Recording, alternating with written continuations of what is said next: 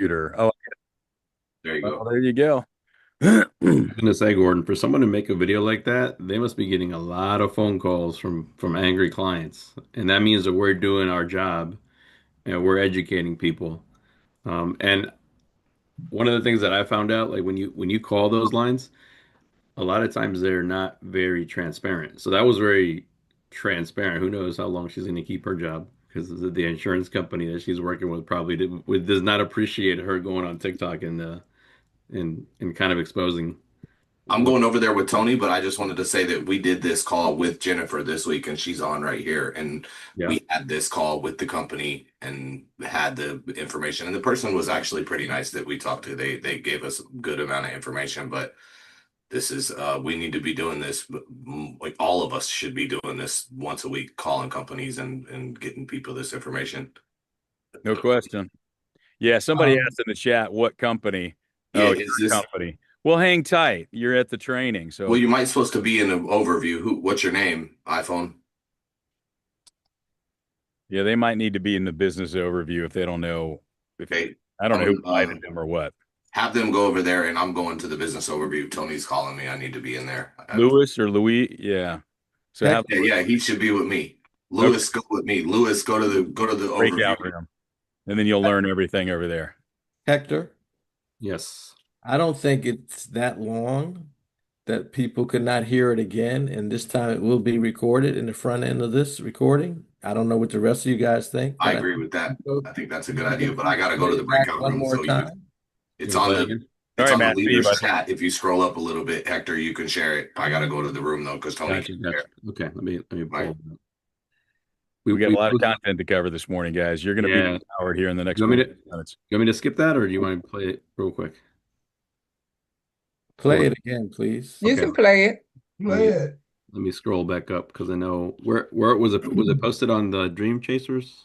Yes, it was. Okay, give me one second. Oh man, when you're looking for something, can't find it. Yeah, I didn't have it up Yeah, yeah.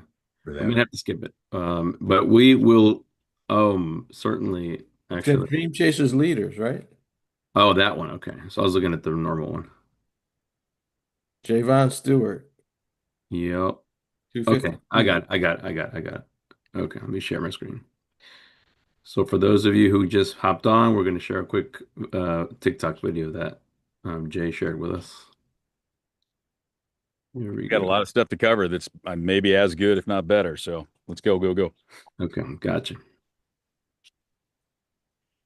So right now, my company's like having a little mini freak out. So they sent us like a mass email saying that if financial advisors call in along with the policy owner and they're asking a slew of questions like how much cash value does the policy have? Well, what happens to the cash value? Were you told that this happens when the policy expires and why does the policy expire? Like they ask all those questions.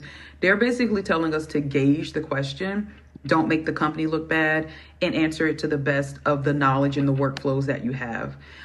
Because we're getting a lot of calls where people are feeling like they're being scammed out of their life policies. And I'm going to be honest with you.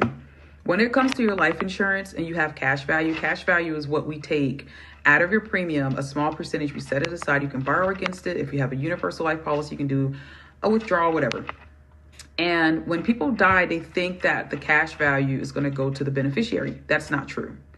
How do you think these companies make money? They make money by doing those types of things, having interest, build on money, having cash value that you're never going to get back. That cash value does not go to the beneficiary.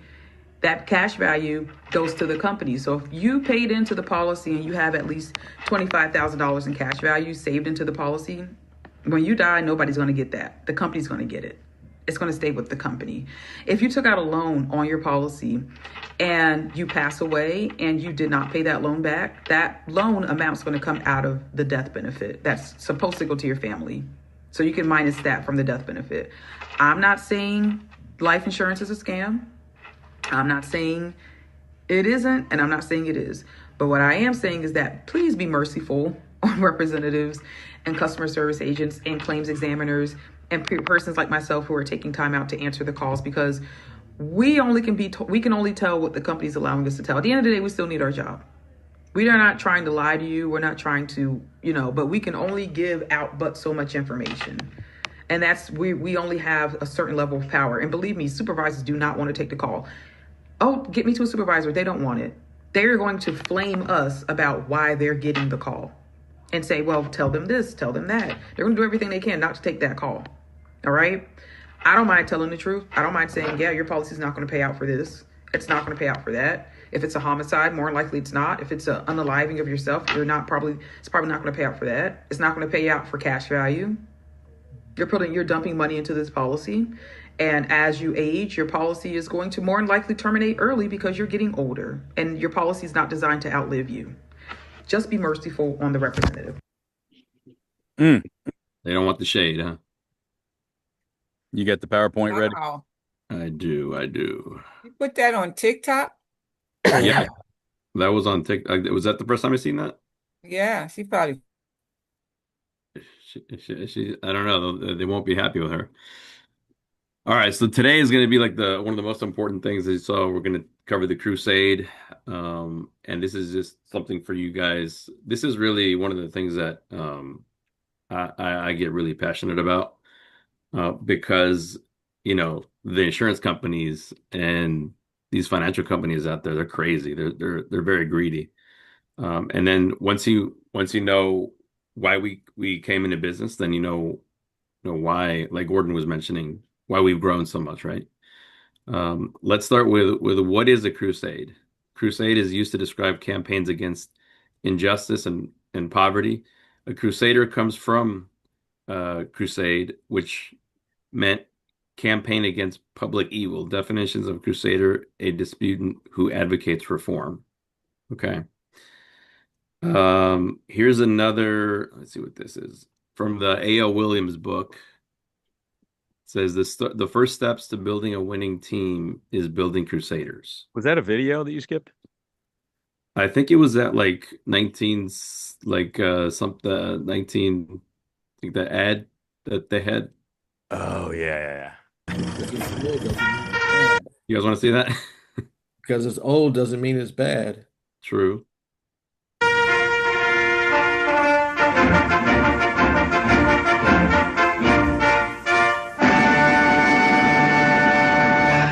The Great Term War of 1977 to 1990 was filled with many bitter battles, changing the life insurance industry forever.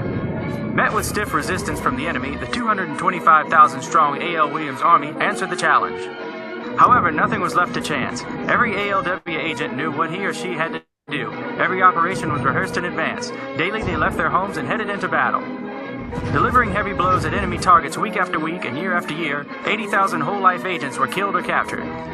With the ingenuity and determination of the ALW Army, 95% of life insurance companies were destroyed. In one of the most decisive battles ever in the history of war, 41 million cash value life insurance policies were annihilated. The whole life industry lost countless agents, companies, policies, and customers, thus sealing their fate forever. How could that happen?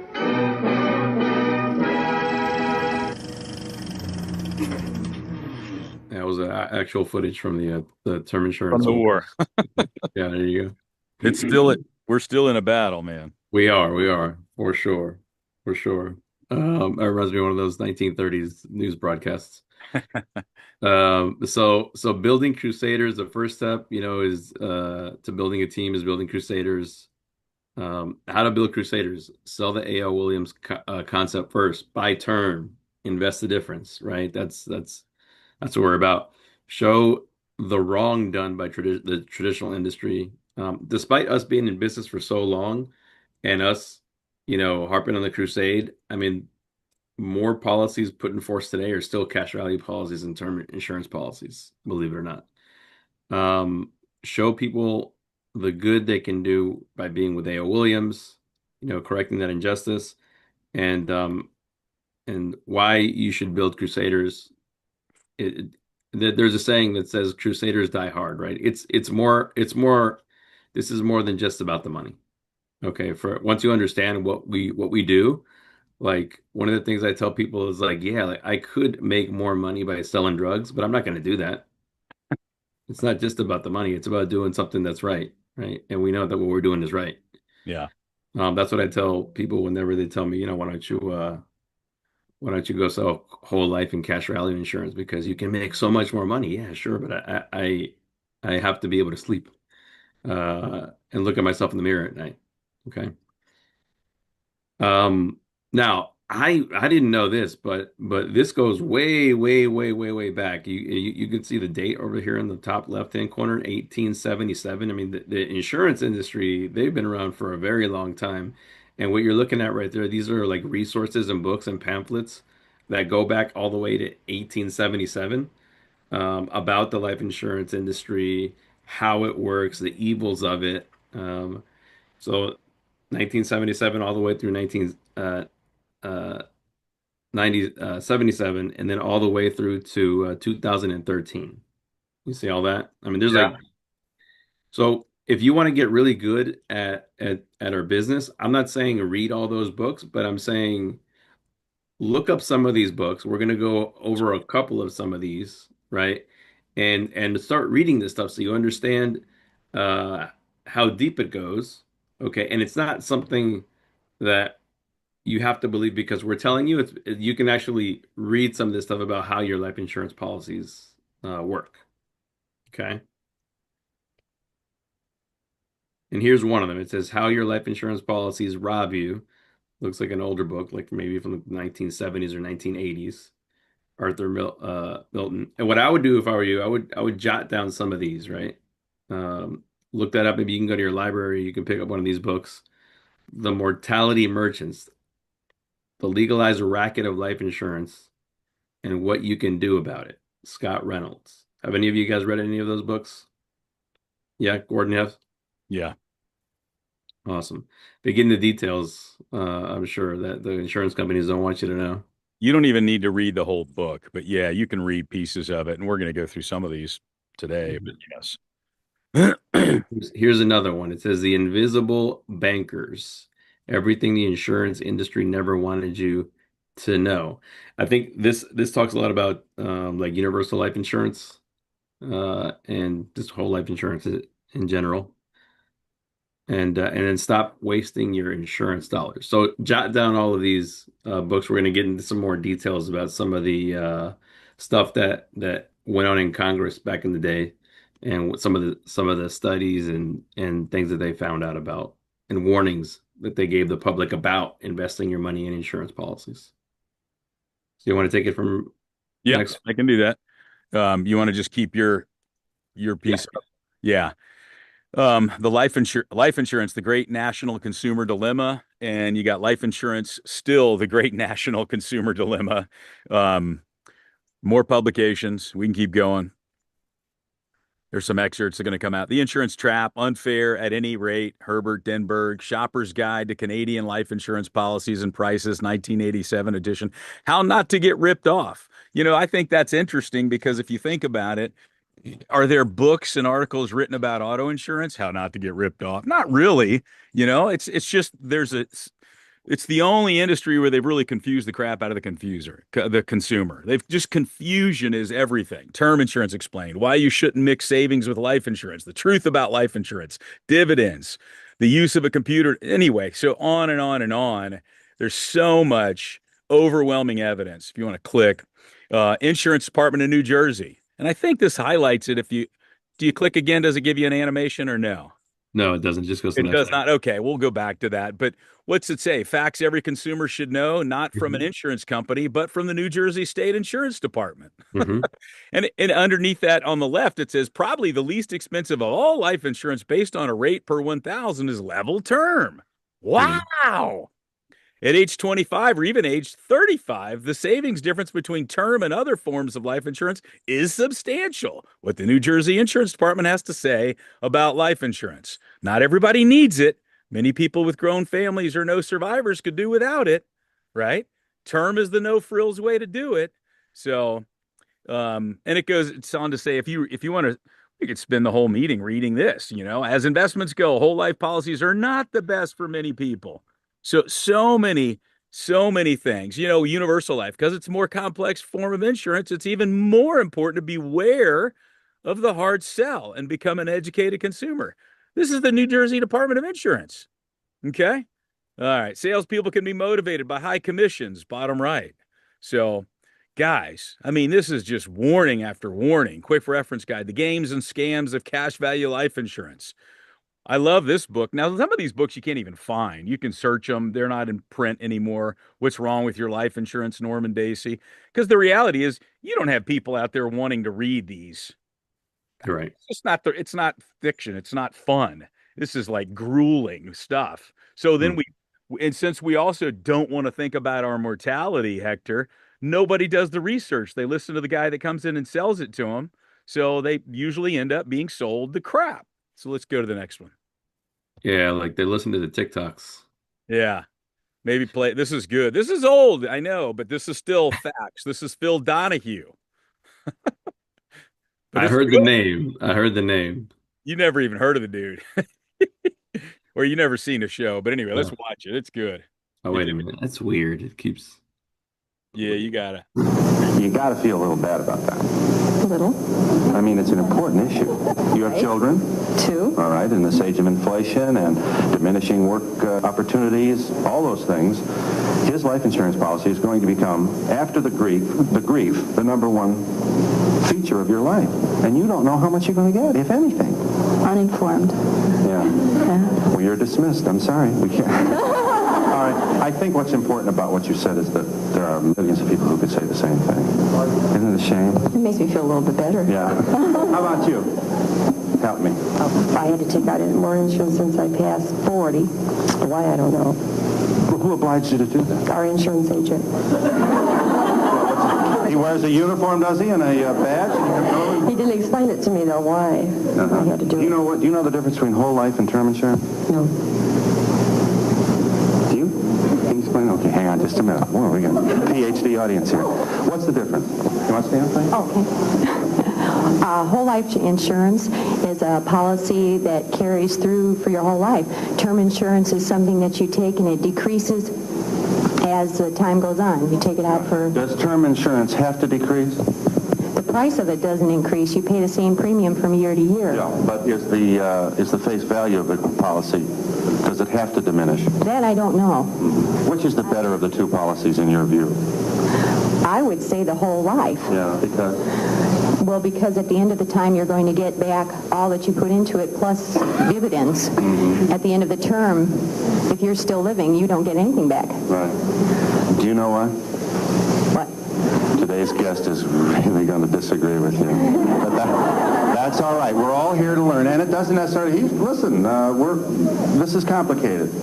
A lot of people share your view, and I want to talk about it, so don't leave me, all right? Norman Dacey, an estate planner from Connecticut, a man who has been under a burr under the saddle of the insurance business for a long time. You are foursquare in favor of term insurance, and in fact, you won't even go near a whole life policy, will you? Tell me why. Oh, why? You'd have to watch the whole. Wow. Yeah, take it over, Hector. But he is the author of that book. What's Wrong with Your Life What's Insurance? Wrong with Your Life Insurance? Yeah. Yeah, I have that. Sometime in the 80s. Looks like. Houston Law Review. Conclusion. Recommendations. This is back from 1969. It says the cases demonstrated that where the needs of an insured are not met by the insurance agent under a duty, the agent will be held liable for all, approximately caused damages. Thus, where an individual who lacks the insurance knowledge, which is most people, to make an independent decision and who is obviously in need of large amounts of pure insurance protection is sold a low insurance, high cash value policy by an insurance salesman in a fiduciary capacity, and death occurs, the agent should be held liable for the difference between the amount of pure insurance the premium would have purchased and the face amount of the policy. So what they're saying is that they were suggesting, right, back in 1969, that if you're an agent and you recommended a cash value policy that covered maybe like 50,000, and that could have gotten the client 300,000, and the person dies, then the agent should be held liable for that difference, right? That $300,000 difference. Imagine if that actually went into Yeah. into law. That would have, you know, discouraged a lot of people Crush from that industry. yeah, it would have crushed it.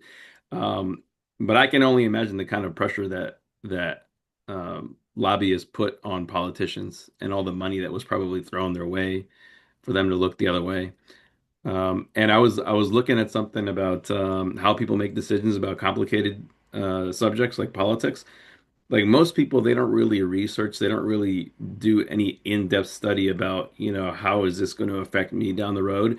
And it's really more about feelings. So a lot of times when I talk to clients, they're just parroting stuff that they saw on TikTok. They're just parroting stuff that they saw on Instagram. Okay, so we have to be really good about understanding how these policies work so that we're very knowledgeable. Okay, and show them some of these resources and like highlight it. So this is the life insurance industry. These are some hearings in Congress, and this was back in 1973. And these are some of the highlights from this hearing. Take a look at this. It says this was 2,216 pages. Okay, who's going to read 2,216 pages? Nobody. Nope, ain't nobody got time for that, right? People are busy. But here's some of the highlights. It says we have presented the highlights only, and some recommendations. And look what it says over here. It says, let me see.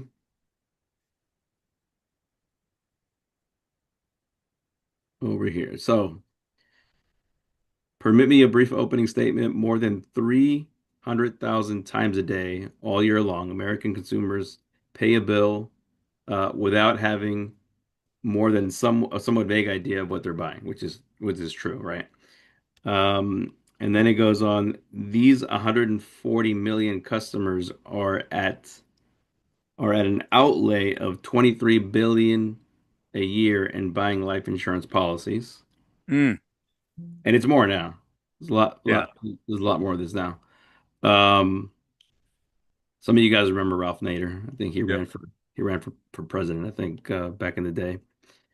And so chairman, I'll skip that part. But for almost 70 years, the life insurance industry has been a smug, sacred cow feeding the public a steady line of sacred bull. Very, very direct. Failure to protect its ultimate consumer, the widow's study. Let's see. So buyers are told in the typical sales presentation that if they buy term insurance, they'll have nothing left when the policy expires. The pitch is to the husband's ego rather than the wife and children's needs. The husband is extorted to buy living values. Does that sound familiar? Rather than death protection. If he buys a cash value policy, he is told he can get most or all of the money he pays in premiums back through increasing cash values in so-called dividends, which are in fact refunds of overcharge. Right? They try to sell this like an investment, right? We know that true dividends this is a kind of in insurance, it's a return of overpayment. In an investment, it's they're sharing part of the profits back with you. So it's not the same thing. That's kind of getting into the weeds. So let's see. So the motto of the Pennsylvania Insurance Department is the public has been screwed long enough. And then Congress shall pass a law making cash value illegal. Should. Yep. They should. This is back in 1973. So nothing new. Conclusion is that one, right? They should make this illegal. Gordon? Yeah. Federal Trade Commission 79, life insurance cost disclosures. You can click that. Um, And it says consumers losing billions yearly by ill-informed and inappropriate life insurance choices, FTC staff says. In making the report public today in testimony before the Senate subcommittee, FTC Chairman Michael Puchik said that while Americans spend more than $30 billion annually on life insurance premium payments, the average consumer buys a life insurance policy without ever being given the information that is absolutely essential for him or her to be able to understand what the policy really costs. Indeed, I think it is fair to say that no other product in our economy that is purchased by so many people for so much money is bought with so little understanding of its actual or comparative value. Guys, that creates an opportunity. If you understand and can grasp what we're going over, you can click that one. And this is consumer protection. Good little video. Insurance is the most basic, life insurance. 86% of all American families own some form of it. The total amount they are insured for is almost incomprehensible. $3,541 billion. Life insurance is a good example of what the industry is built on. Our fear of the future, our search for protection. It is also a good example of what critics find wrong with the industry.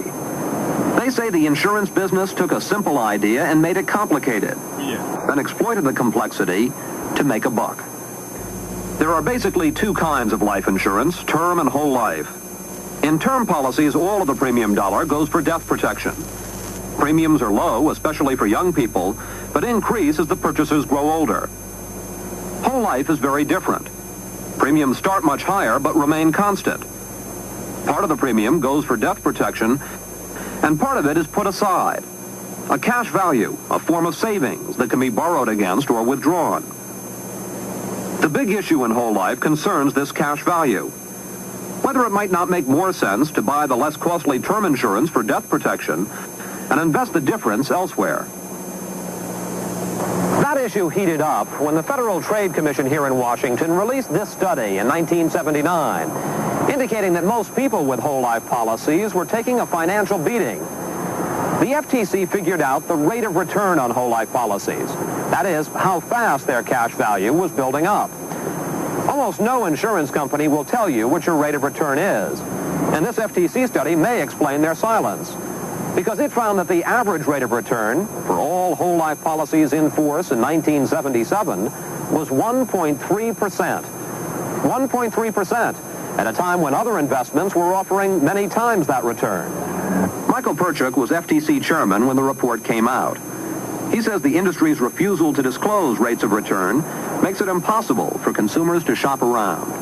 The FTC set out to find out whether people understand what they're getting and whether they're able to compare, not only compare between different life insurance policies, but compare life insurance as an investment as compared with, say, putting the money in a savings bank or investing in the stock market. They cannot make that determination because there's no uniform way of disclosing the effective annual interest return on that investment. But Robert Frolke, president of the American Council of Life Insurance, says that's not important because whole life must be judged as an insurance policy, not as an investment. It does have certain characteristics of an investment, but I wouldn't want to call it an investment because then very properly you should compare the return of an investment with the return on life insurance, and that comparison isn't wise, nor is it fair, because life insurance primarily offers protection and the investment feature does not offer protection. So it's an apple and orange comparison. And the problem is that most people have no idea of the rate of return on that investment in savings. No idea. And although efforts have been made for years to try and get that information to people, those efforts have been effectively blocked by the life insurance industry itself. On purpose? On purpose, yes, of course. Why? Because competition, which is what we rely upon in most marketplaces to keep prices down, works only when consumers have the information they need to make informed choices. The insurance industry is prohibiting the consumer from finding out what the relative rates of return are, so I can compare this policy to that, which is certainly one important factor. But there are also unknowns, dividends, that do affect it, that are unknown at the time the purchase is made. Now, But there's certain things that are known. Why not let me know about those? because that is just a part of the whole, and it would be... I repeat, why not let me know about that part? Because it really isn't too helpful if you don't have the whole picture. Well, maybe it isn't helpful to you. Maybe it's helpful to me. To the extent that it's helpful to you, you have it in your policy, but... the rate of return is in my policy? No, we have those things we know. The amount of premium, the cash value. Those are the knowns. But the rate of return, in terms of just of the cash value, is not in my policy, is it? No, but you can very easily figure it out if you want to, but we again urge that it's a more complicated subject than that, and there are unknowns that at the time the policy is issued, we don't know. So you're really doing the consumer a favor? That's our belief. We're trying to give him all of the facts that we have available, and in the process also not mislead him. That sounds like a agent confrontation kind of conversation. Where you're like grilling the guy and he's like going in circles, muddying the field. Man, Yeah. is it a Wow. mess? You want to go to the next one, man? That's Wow. just amazing stuff. But this is true today. This is the McCarran-Ferguson Act, and also known as public law, United States federal law that exempts the business of insurance from most federal regulation, including federal antitrust laws to a limited extent. So now you want to know, why is it we stopped this investigation on the insurance industry? Well, the McCarran-Ferguson Act protected them. It moved it back to the states. The states now regulate the insurance industry. And so all of this stuff that was spinning around and went to the Senate subcommittee, and they said should be illegal. Then they said, well, we're going to break it up into states. And what that did is it protected a very rich industry with deep pockets, lobbying money, politician pockets, businesses. And, you can't run an ad. I mean, if you did this story, investigative journalism today on 60 Minutes or something like that, the deep pockets of the insurance guys would be raising Cain. They would be trying to shut down all the advertisers for 60 Minutes. 60 Minutes couldn't survive. So, and it's trillions and trillions of dollars. So this is the 79th Congress, and Supreme Court ruled the United States, the federal government could regulate insurance companies under the authority of Commerce. The act was sponsored by, enacted, became a law, repealed, not a law anymore, boycotted by the insurance industry, reenacted, passed again, back into law. You want to go to the next one? So back into law as like they can regulate them now? Well, let's see. What's the next slide say? I think it give us an update. No, it doesn't. No. It goes back. So let's go back and just look at that real quick, because you're saying, hey, what does that mean? Was passed. As far as it was passed, like we can regulate the insurance. Yeah. Sounds like. Boycotted, reenacted, enacted, became a law. Yeah, it doesn't give us any more. The federal government could regulate insurance companies under the authority of the Commerce Clause in the U.S. Constitution. The act was sponsored by Senators Pat McCarran, Home Ferguson, also known as public law. Well, the law says that exempts the business of insurance from most federal regulation, including federal antitrust laws to a limited extent. I see. Okay. So that's what the law is. The law exempts the business of Exempts insurance from most federal regulation. So in 1945, they're exempted. Then they're not exempted. That's correct. And then at the end, they're like, okay, they are exempted in 1970. We cannot regulate you guys. That is a little confusing when you read that page. I see what you're saying, but that's the reality. The law says they're exempt. So now it's reenacted. They've reenacted, brought it back in 79, and it hasn't been touched since. So what happened? What happened in the Senate? They made a statement that they can never investigate the insurance industry again unless they have 100%, 100 senators. All the senators have to be on board. Well, that ain't gonna happen. Shit, they can't agree on anything. Anyway, all right. What do we got, man? So what do? We teach. Buy the right kind of life insurance. Here's a publication from our company, 3 nevers. Nevers of buying life insurance. You want to read those, Hector? Never buy any kind of cash value or whole life insurance, including universal life. Never buy insurance as an investment.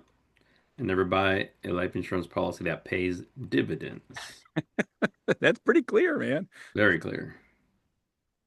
There's some good ones coming up. I don't know if we can get, yeah, we got some time. Let's roll because this is going to help us, I think, close the month too. Back in 1993, Primerica, I guess they were featured in July 1993 Consumer Reports, a whole thing about Primerica and how we're the king of term insurance. Yep. A.L. Williams, the beginnings. Yep. A little bit more about, life insurance. Did your agent lie to you? Consumer Reports back in '93. August 1993. Yeah. Yeah. Let me see if I can. Those don't jump. If you want term insurance, it's best to stick with pure term. To make their policies appear more attractive and to give their agents something to talk about. Some insurance attach various enhancements to their policies. They're all a bunch of garbage. Yeah. So we were popular in Consumer Reports back in 93, it looks like. Brand name ratings, I think that's nothing to do with life insurance, but should you buy a whole life policy? Yeah, Right. there's all kinds of these little excerpts on the right. Tricks of the trade. The amount of the loan plus unpaid interest is deducted from your death benefit. For decades, insurance companies have pushed whole life. It's still a poor buy for most people. Yeah. My whole family had whole life insurance. That's all we had. That's all they knew. Yeah. That's all I had. So this is from United States Senate back in 1992. This is another hearing. And let's read that. I think we can all agree that buying life insurance is confusing and frustrating, but I'm convinced that it doesn't have to be that way. Too many companies in this industry would rather confuse consumers than educate them. Very true. Maybe that is because a confused consumer won't ask so many tough questions. What do you guys think about that? Yeah. Like, are there any policy cancellation charges and how much are they? Today, life insurance shell games are quite sophisticated. Companies and their agents disguise the true cost and true value of a policy by using slick computer-generated illustrations of how much a policy will cost and how much it will be worth. That kind of takes me back to the interview that the insurance guy, right? We can't tell you. There's so many unknowns. They hide exorbitant administrative fees and policy surrender charges. But that's not all. These same companies design and market so-called new and improved life insurance policies to lure consumers into replacing their current policies. What consumers don't know and are never told is that the real purpose of the new policies is to generate higher fees for the companies and new commissions for their agents. So this is directly from the United States Senate back in 1992. They get a raw deal, it says at the end. The consumer gets a raw deal. Yeah. And this is a Senator Howard Metzenbaum of Ohio, also 1993. Let me see. So that hearing explored a question that has been around for a long time. Do buyers of life insurance understand what they are being sold? Industry trade journalists have repeatedly determined the lack of consumer disclosure and the abuse of unfounded projections in the life insurance business. So it goes on and on, right? I mean, they're basically exposing what's going on, and they're warning the consumer about all of these unethical practices by the life insurance industry, right? You see it going back all the way to from 1877 all the way through today. The mysteries of life insurance. You want to take that one? Yeah, Consumer Reports 98. And, just Consumer Reports has long recommended term insurance as the sensible choice for most insurance buyers. With term, you only pay for the protection you need and just the length of time dependents or financially vulnerable. More competition has lowered premiums. Policies offering $250,000 worth of protection that cost $600 a year. 7 years ago, it cost about $300 or $275 a year today. So term insurance is the way to go, according to Consumer Reports, and then they're for the consumer. Let's see what else. And that was back in 1998. 98. Who needs whole life? These policies often cost too much for too little protection. Since 95, life insurance companies, including John Hand in your pocket, Metropolitan Life, Prudential, and Transamerica Occidental have agreed to pay billions of dollars in fines and restitution to policyholders who were churned. But many more companies are expected to be the targets of state and civil actions. A Prudential spokesperson insists that abusive sales practices are problems of the past. But Keith Van Doren, a Florida Assistant Attorney General, calls industry sales practices an ongoing fraud committed against an unwary public. 98. What else? On the Maryland, we got a warning. That's right. Yeah, there's a warning about the universal life. This is current, right? So yeah, we didn't pull that up. We should a problem of the past, supposedly back in 1998, and still today there's warnings from Maryland Insurance Department about the universal. Susie Orman, what does she say? She's a financial advocate. I have a top 10 hate list of investments that I hate. I hate them because they do absolutely nothing for you, and they do everything, in my opinion, for the financial salesperson that sold them to you. And universal life, variable life, and whole life are at the top of my top 10 hate list. Imagine that. I think Dave Ramsey's another one. Third-party advocate Dave Ramsey, what does he say? It doesn't say it there. There's a quote there. Yeah, not a quote. He hates it. But a lot of the same. Yeah. He's got so many recordings. Cash value versus term. This is a good slide, and it's a little fill-in, but the product is a bundled product. Gordon, can you just go ahead and mention for everybody that's on here, because some of the people are new, Dave Ramsey's background? Yeah, Dave Ramsey was in a partnership with a guy named Roy Matlock years ago. They started a radio show in Tennessee, and he was actually in our business for many years, worked with A.L. Williams, learned about the buy term and invest the difference crusade, made a lot of mistakes in his early career financially and just overextended. And then he really just dug in on teaching people the right way to win the money game. And so he's built a career off this radio show and education about personal finance. Stuff that he learned a lot of it here. Yeah. Learned it with us. Yes. What is this cash value versus term? If you click on this is a little walkthrough, but each slide each one will give you the cost of insurance. If you look at the premiums that go in, if you click next, what happens to the premium? Well, number one, it goes to the cost of insurance. Click that again. Oh, gotcha. Okay. And then click it again, and then the company expenses gets the next piece. Then you get the premium taxes, and then you get the agent commissions. So the 1 through 4, where's the money going? It's going through all these things. Then it finally goes into the cash value after the cost of insurance, after the company expenses, after the premium taxes, after the agent commissions. Well, then what about that cash value? If you click the next one, low rate of return. They just said historically it's like 1.2% on average. That's still true today. The cost to borrow your money out now is the next thing. And they do say in there, because people will say, well, I'm going to argue with you on that 1.2 because it shows in my policy that it's going to guarantee me 4 or 5%, but it doesn't explain the first 3 and 4 years where you have nothing in there. So that's why it's an average 1.2. It's because it takes 3 to 4 years later before they'll give you the 4%, Hector, and then they're going to charge you 5 and 6%. They're going to charge you to borrow your own money and tell you it's a great advantage.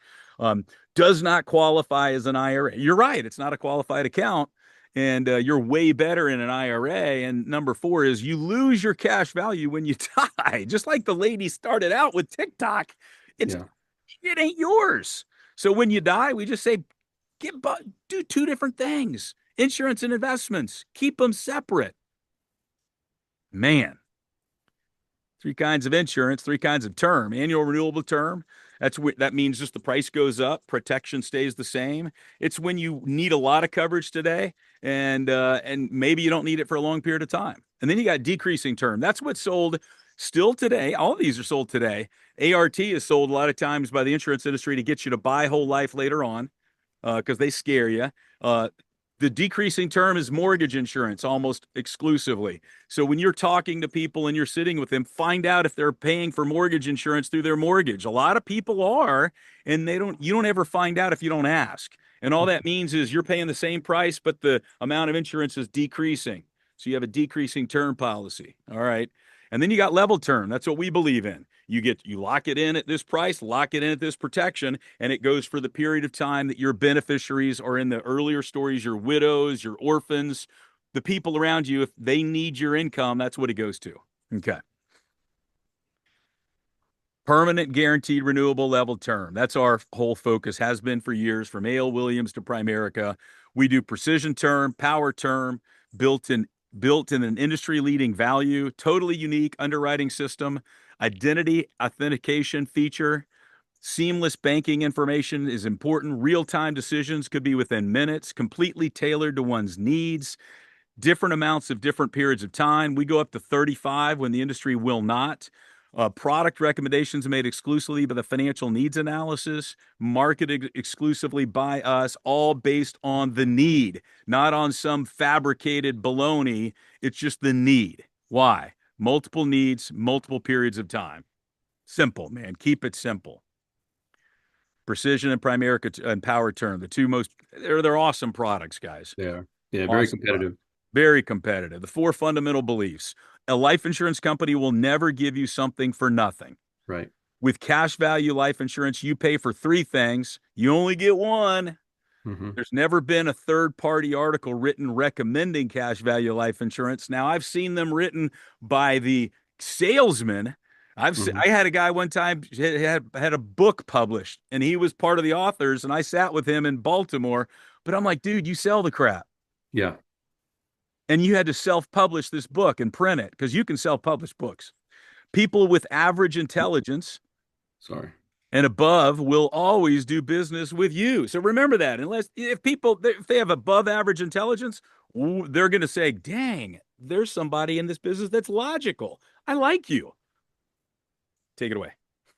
And this is a little bit more from Norman Dacey. This is the Dacey call that got at the end of the book. At the end. Okay. So are you familiar with this? This book? Yes. Are you familiar with this excerpt at the end? No. Can I? Let me just share this. Man, this is powerful. He says in here, I'm sorry I had to write this book, and I'm sure it'll pain you deeply and great many friends of mine in the life insurance industry. And I'm confident, though, that any reader not personally identified with the industry will agree with the facts I've reported do exist, that they should not remain hidden. Like a pan with many tiny links, none important by itself, but which nevertheless collectively drain the content, so does life insurance, with an inequity here and an advantage taken there, drain the financial security of the American people. Guys, where now will the American people find a champion willing and able to harness the strength of this financial giant? Who will lay the present sorry mess open to the light of day? Where shall we find a man with the temerity to face this latter-day untouchables, to stand in the path of this juggernaut and say, stop, halt? Does he sit in the halls of Congress or some obscure state attorney general's office? Who is to recruit him to the cause, and who will pay his way? When he's found and takes the job and does it, that's us, guys, he will never be forgotten, for he will have brought the American people more financial independence and self-respect than 100 years of Social Security. Guys, that's a call for us. We got a call to arms. We have a responsibility. That's what Art Williams did.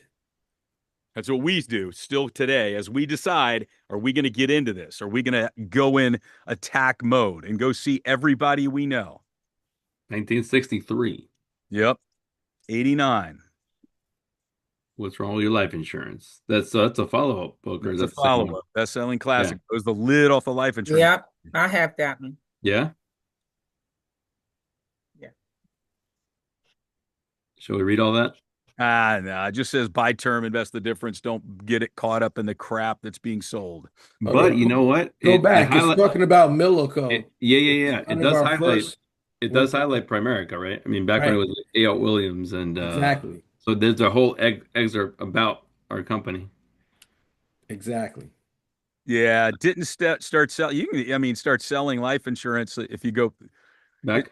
It's just the foundation of the company. Yeah. Until the 80s, And then it says, in addition, Millico's 87 sales were more than double the second place in sales company of New York Life.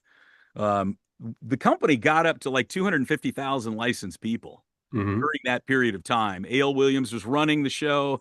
We were on a tear, man. And then Citigroup kind of messed it up, and we got cut down in size. But I think we're over 150,000 now. So yes. we're getting back on the charge. I'll end this chapter by simply urging that if someone recommends you recommends to you the replacement of your existing insurance, he may well be right. Just make certain that the new policy is term insurance. That's the takeaway from that. And that's our company's history. I would recommend that there's like a documentary about the company's history. It's like 30 minutes in length. It goes all the way back from the initial stages all the way through today. Let me hit these last couple slides real quick, because I think the call to arms is this.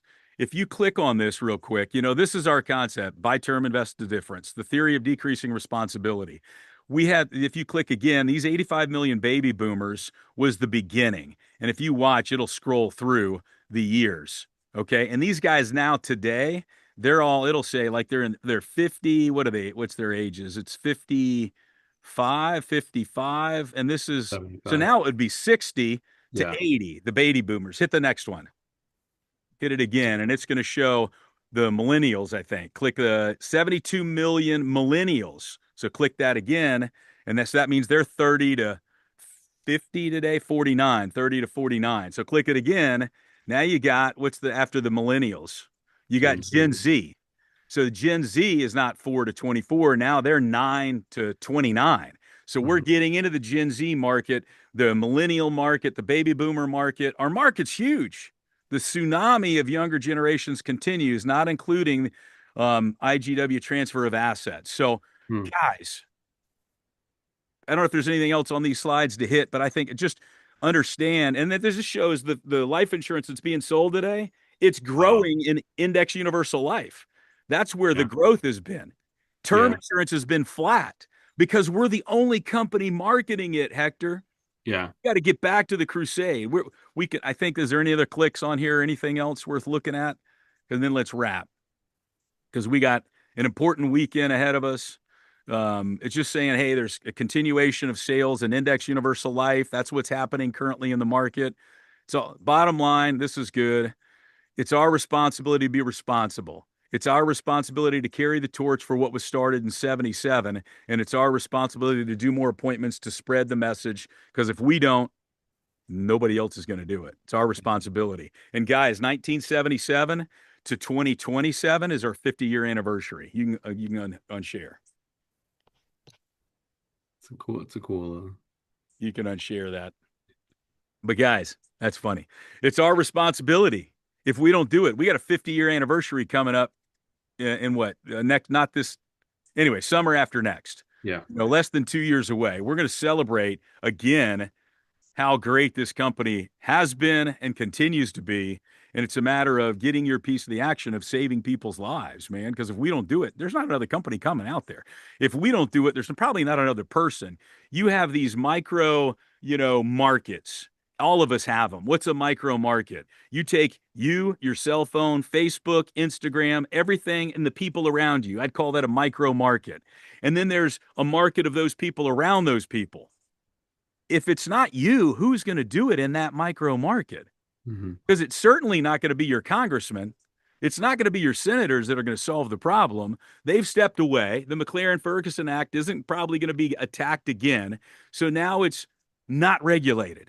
So, and I see it time and time again. People in our business selling this crap, they go somewhere else. And then they drop their investment license because that's regulated. And then they just sell this crap. And that's why we want to get you fully licensed. You got to get fully licensed. Decide to become an advisor. Decide to get all your licenses so you can do the right thing for the consumer, and you can step back and go, you know what? I don't like life insurance. I don't like the industry. Hell, I don't even like paying my own premiums. Excuse my language. I don't like paying it because why? It gets expensive, And and the beneficiary, but I also don't like the world without it. Does that make sense? I love my family, so I pay it. It's like auto insurance. I pay it because I don't want to be in a bad situation. So it's just part of living in a civilized society. So understand that and don't get caught up in overpaying. Put your extra money in the right places, Roth IRAs, emergency funds. And our responsibility is to go get our micro markets and get out there and go talk to people. Let me show you what we do, and then do a deep dive, get them to do an F&A, and yeah, and then help them out. Guys, next Saturday, we're in person. We're in Owings Mills, Maryland. 9 o'clock in the morning. I'm going to ask the leadership to change the schedule around a little bit. I'm going to try to kick it off with the F&A to start with, and have Ace do the recruiting interview, then Deepak do the securities instead of Ace doing the recruiting interview, because I just found out I got to be at a wedding that afternoon. I didn't know, and my wife just told me, so I was like, oh, crap. So it's 9, not 10? 9 o'clock we can kick off. Yeah. So very important next Saturday, because it's the boot camp. We're going to soup to nuts, everything you got to know in the business. I hope today helped. Hector, awesome job. Next Saturday in person, Tuesday night business overview. Last day of the month is Tuesday night. This weekend, I'm going to challenge everybody that's on here. Labor Day weekend is the weekend for employees to take off. You don't want me to do it, Gordon? John is going to take it away. All right, so we have an amazing weekend ahead of us, and it's Labor Day weekend, and for most people it's the last hurrah time for summer, cookouts, relax. But for us, it's time for us to turn up the heat, right? Because now is the time where most people who have jobs and work for jobs, they're going to be off.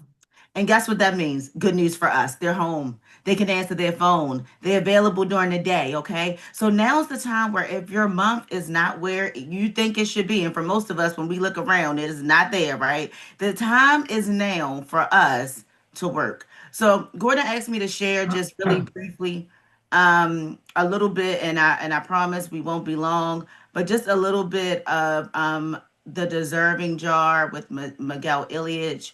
And what that really means, because, for some of us, we think that showing up to a training is, that's the bee's knees. We did our work for today. For some people, they think that, oh, if I called one person, I did some work today, right? Well, what is really required to win? And are you really going to do what's required to win? So I'm going to share with you really briefly what Miguel Ilyich says about that, and then kind of challenge you over this 3-day weekend to actually get after something, right? All that information we heard, people are being taken advantage of.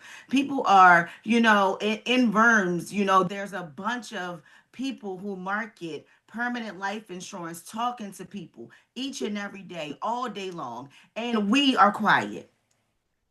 How does that work? Who is Miguel Ilyich? Miguel Ilyich is he's $1 million earner in our company, right?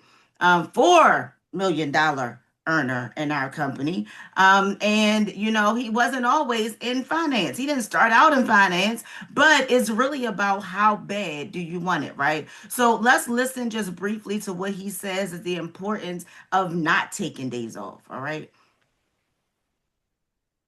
I said no days off. So no days off, I wanted to pay attention to that. Look at that in my picture, in my video. Look at the video. Look at my video. It says no days off. I have it in my background because that's my motto. My car says no days off. Because, why? Because you build your life one day at a time. That thing, remember? Oh yeah, but God took a day off when he worked on the week of developing the world, the universe. He created worlds, created oceans, mountains, volcanoes, people, animals, whales, everything. What have you created in the last 6 days to take a day off?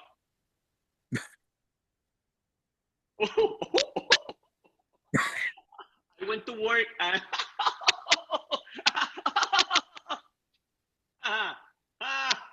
you want a day off? You have to earn it.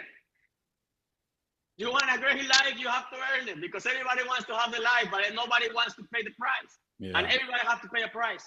And what is the price that I decided to pay? I say no days off. I'm not gonna take off. No weekends, no holidays, no birthdays, no nothing until my dream is completed. First one. Second, parties on hold. No more parties. I'm not gonna go out more parties. Why? Because one time I was in a meeting and Omar Opesa said, "Do you know why Willie Naranjo and Lorena makes more money than all of you combined?" I was like, "No, I don't know." And he said, "Okay, because Willie and Lorena on a Friday night are working while you're all celebrating that you broke." I said, "Oh my God, he told me." You know why? Because on Fridays, I used to think that on Fridays were to go out and get drunk, to drink, have some good times. And then I was like, "Willie, how can you be working on a Friday night?"